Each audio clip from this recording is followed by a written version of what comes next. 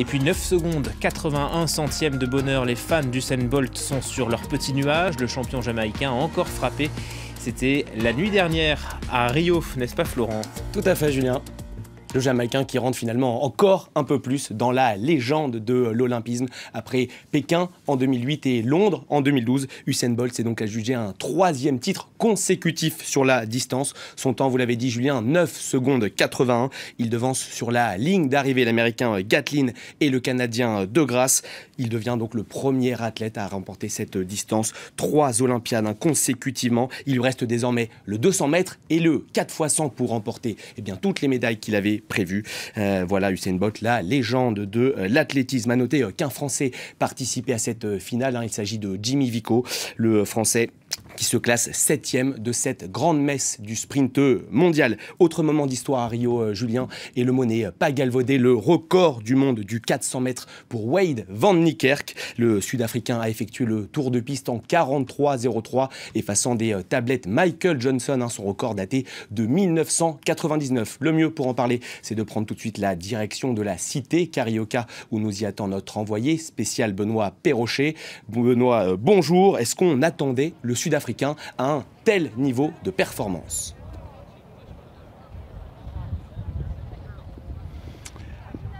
Oui, parce que c'est elle, champion du monde en titre. En tout cas, c'est un record mythique qui est tombé hier sur la piste de ce stade olympique, celui du 400, celui que détenait depuis 1999, depuis août 99 à Séville, Michael Johnson, la loco de Waco. Il y a eu certes hier soir la 3e médaille d'or sur la ligne droite d'Usain Bolt, mais la perf de la soirée, elle est assurément à mettre au crédit du Sud-Africain Wade van Niekerk avec ce tour de piste bouclé en 43,03, et pourtant il n'avait pas hérité d'un couloir facile, le couloir numéro 8, totalement à l'extérieur, totalement en aveugle, mais il a signé une performance absolument stratosphérique. Ses poursuivants ont été incapables de le rejoindre. Il a donc effacé des tablettes Michael Johnson, la loco de Waco, qui est aujourd'hui consultant pour la télé britannique, qui n'en revenait pas, tout comme Usain Bolt qui a interrompu son échauffement. Il était sur la piste d'échauffement pour regarder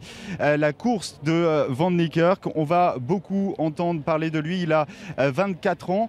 C'est un coureur absolument complet. Il est capable de descendre sous les 10 secondes sur le 100 mètres, sous les 20 secondes sur le 200 et peut-être bientôt sous les 43 secondes sur le tour de piste. Si Usain Bolt tire sa révérence à la fin de ces Jeux, la prochaine star de l'athlétisme, elle ne viendra pas des États-Unis ou des Caraïbes, mais bien du continent africain. Benoît, côté français, coup dur aujourd'hui pour Aurélie Müller qui a remporté l'argent sur le 10 km au libre avant d'être disqualifié. Du coup, on attend avec encore plus d'impatience la finale de la perche avec Renaud Lavillenie. Le français fait figure de favori dans ce concours, Benoît?